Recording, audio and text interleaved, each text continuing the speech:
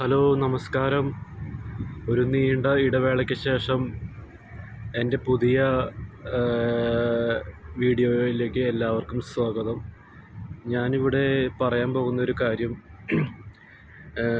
ഇപ്പോഴത്തെ latest news ആയ air India ഫ്ലൈറ്റിൻ്റെ അപകട കാരണം എൻജിൻ എന്നാണ് കണ്ടെത്തൽ. അതുമാത്രമല്ല, എൻജിൻ പ്രവർത്തനരഹിതം ആവാനുള്ള കാരണം എന്തെന്ന് വെച്ചാൽ, ഫ്ലൈറ്റ്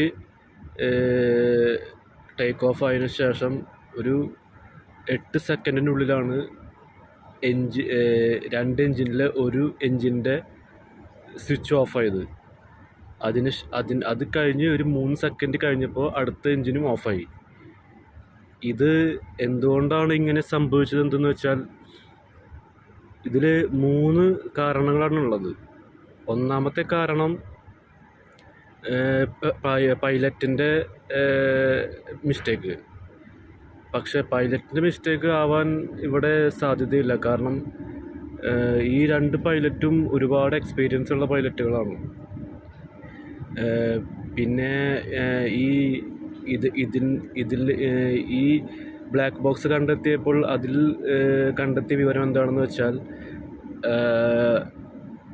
ഇതിൽ ഒരു പൈലറ്റ് മറ്റേ പൈലറ്റിനോട് ചോദിക്കുന്നുണ്ട് ആരാണ് എൻജിൻ ഓഫ് ചെയ്തതെന്ന്. അപ്പോൾ ആ പൈലറ്റ് പറയുന്നു I don't know.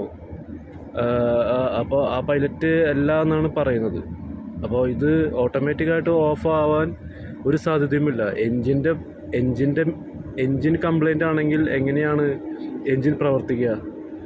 Engine complaint ആണെങ്കിൽ എൻജിൻ സ്റ്റാർട്ടാവില്ലല്ലോ. സ്റ്റാർട്ടായതിനു ശേഷം എൻജിൻ ഓട്ടോമാറ്റിക്കായിട്ട് ഓഫാവുക എന്ന് വെച്ചാൽ, അവിടെ ആരുടെയൊക്കെയോ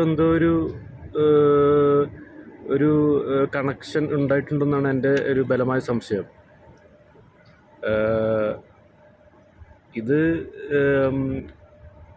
അല്ലെങ്കിൽ മൂന്നാമത്തെ കാര്യം എന്താണെന്ന് വെച്ചാൽ, പൈലറ്റ് ആത്മഹത്യ ശ്രമിച്ചു. പൈലറ്റ് സ്വയം മരിക്കാനായിട്ട് തീരുമാനിച്ചതുകൊണ്ടായിരിക്കാം.